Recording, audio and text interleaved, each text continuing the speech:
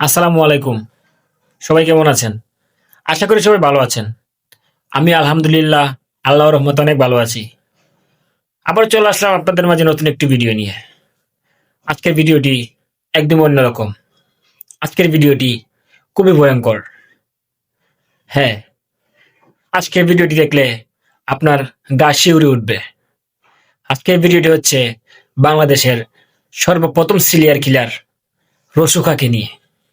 হ্যাঁ, এই রসু খাঁ, যার নাম আপনারা অনেকে শুনেছেন, যার ঘটনাও আপনারা অনেকে দেখেছেন এবং অনেকে তাকে চিনেন, আবার অনেকে তাকে চিনেনও না।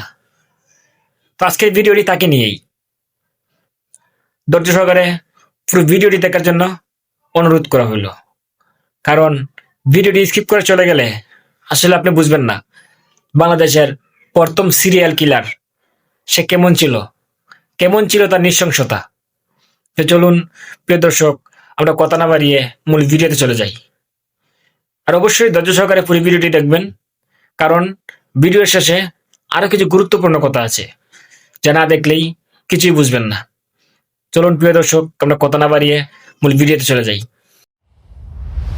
সিরিয়াল কিলার পশ্চিমা বিশ্বের আলোচিত এই শব্দটি দিয়ে বোঝানো হয় সেই সব খুনিদের যারা ঠান্ডা মাথায় পরিকল্পনা করে একের পর এক ধারাবাহিক খুন করে যায়। বাংলাদেশেও কি সিরিয়াল কিলার আছে? অনেকে হয়তো এই প্রশ্নের উত্তরে এরশাদ শিকদার, কালা জাহাঙ্গীর কিংবা পিচ্চি হান্নানদের নাম বলবেন, তবে তারা কিন্তু সিরিয়াল কিলার নয়, কেননা তাদের প্রতিটি খুন ছিল রাজনৈতিক কিংবা প্রতিহিংসাবশত। কিন্তু এই বাংলা মূল্যকেও জন্ম হয়েছিল এক সিরিয়াল কিলারের।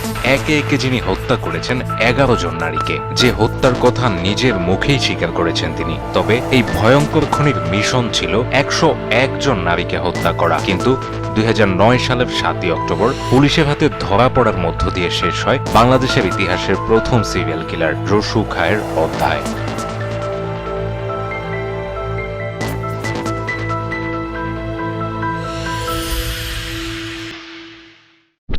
চাঁদপুরের ফরিদগঞ্জ উপজেলার কাচারি মসজিদ। এক রাতে এই মসজিদের 11টি ফ্যান চুরি হয়ে গেল। মসজিদের এই ফ্যান চোরেরা যখন চুরি করে ফিরছিল তখন তাদের দেখে ফেলে নৈশ প্রহরী। পরবর্তীতে 2 ফ্যান চোর যখন ধরা পড়ে কয়েকদিনের মধ্যেই, তখন খুনাক্ষরেও কেউ ভাবতে পারেনি এই চোরদের মধ্যেই আছে এক কুখ্যাত ভয়ঙ্কর সিরিয়াল কিলার, যে সিরিয়াল কিলারের স্বপ্ন 101 জন নারীকে ধর্ষণ ও হত্যা করা। 101টি খুনের পথে সে 11টি খুন ইতোমধ্যেই করে ফেলেছে। পুলিশও তাকে খুঁজছে। এই ফ্যান চোরি যে সেই কুখ্যাত সিরিয়াল কিলার তা জানতো না খোদ পুলিশও, কারণ এর আগে এই সিরিয়াল কিলারকে দেখেনি পুলিশ সদস্যরাও।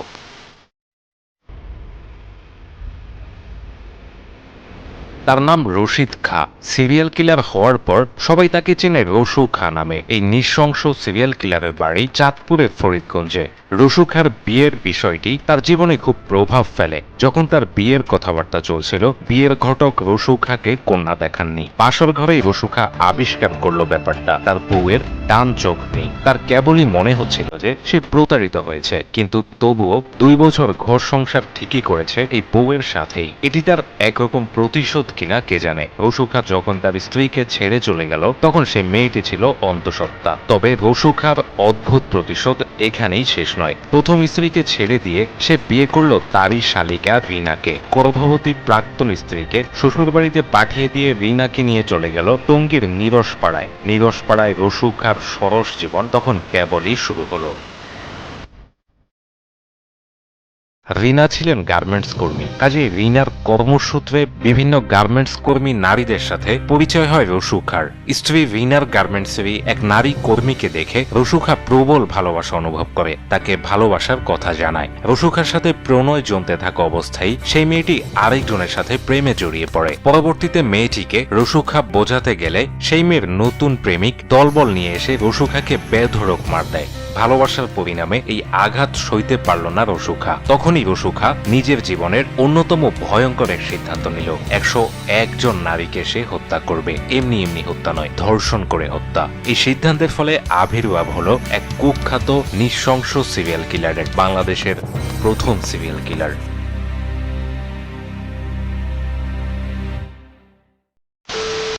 2007 সাল থেকে 2009 সাল পর্যন্ত চাঁদপুর জেলার ফরিদগঞ্জ থানার পুলিশ 6টি অজ্ঞাতনামা নারীর লাশ উদ্ধার করে। এই লাশগুলোর প্রত্যেকটি ছিল মৃত্যুর পূর্বে ধর্ষণের শিকার হওয়া। হত্যাগুলোর সব ছিল নিম্নবিত্ত গার্মেন্টস কর্মীদের, যার ফলে এতটা হইচই হয়নি। 2009 সালের জুলাই মাসে ফরিদগঞ্জ থানার পুলিশ পারভিন নামে এক নারীর লাশ উদ্ধার করে। পারভিন হত্যার পর পুলিশের কাছে একটি ফোন আসে।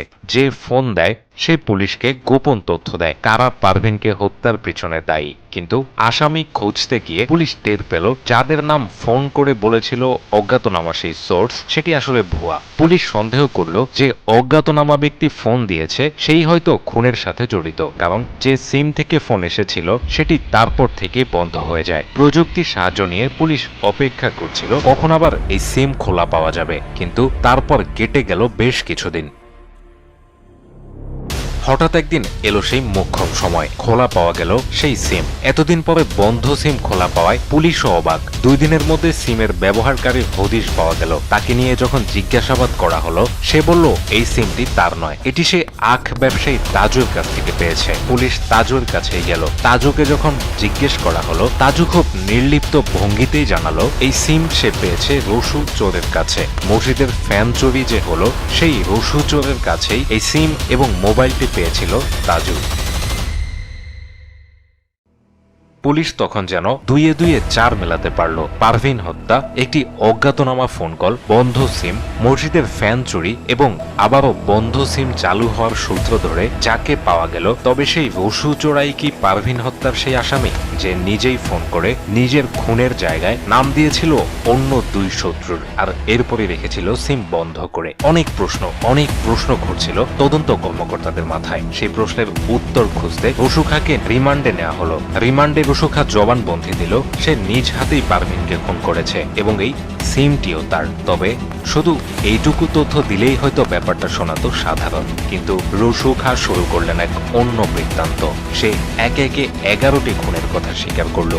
ধর্ষণ করে সে কিভাবে লাশগুলো জলে ফেলে দিয়েছিল সেরকম জবানবন্দিমূলক বর্ণনা দিল পুলিশের কাছে। পুলিশ তখন ইতোপূর্বে ঘটে যাওয়া ধর্ষণ ও হত্যার ধারাবাহিক ঘটনাগুলোর সাথে রসু খার বিবৃত ঘটনাগুলোর একদম হুবহু মিল খুঁজে পেল। এ যেন অবিশ্বাস্য এক ঘটনা। এই রসু খাই একা একা এতগুলো হত্যা ঘটিয়েছে। সবগুলো হত্যার প্যাটার্ন একই রকম লাশের অবস্থা, ভিকটিমও একই ধরনের।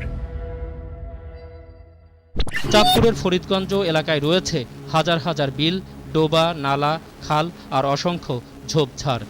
রয়েছে আঁকাবাঁকা দুর্গম রাস্তা আর সরু পথ। এইসব চাঞ্চল্যকর হত্যাকাণ্ডের স্পট হিসেবে তিনি বেছে নিয়েছিলেন দুর্গম সব জায়গা। ভয়ঙ্কর রসু খাঁর হাতে হত্যার নির্মম শিকার এমন 6 জন নারীর লাশ পাওয়া গেছে চাঁদপুরের ফরিদগঞ্জে। হাইমচরে মিলেছে একজনের মৃতদেহ, আর অপর 3 মহিলার লাশ পুলিশ খুঁজে পেয়েছিল সদর থানার বিলের ধারে আর ডোবা নালায়। রসু খার ইচ্ছে ছিল 101টি পাপ পূর্ণ করে সে সুফি হয়ে যাবে। সুফি হয়ে সিলেটের মাজারে গিয়ে বাকি জীবন ধর্মকর্মে মন দেবে। প্রকৃতি হয়তো লিখে রেখেছিল তার জন্য অন্য এক গল্প।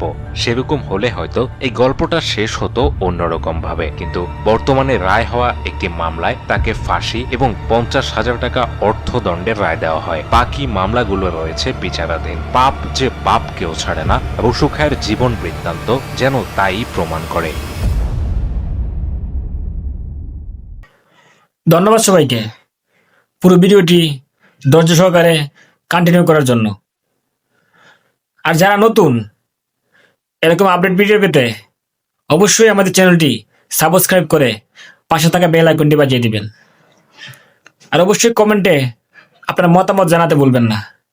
আর পরবর্তীতে আপনারা কার ভিডিও দেখতে চান তা অবশ্যই কমেন্টে জানিয়ে দিবেন। তো দেখা হচ্ছে পরবর্তী কোনো ভিডিওতে। ততক্ষণ ভালো থাকবেন, সুস্থ থাকবেন। আল্লাহ হাফেজ।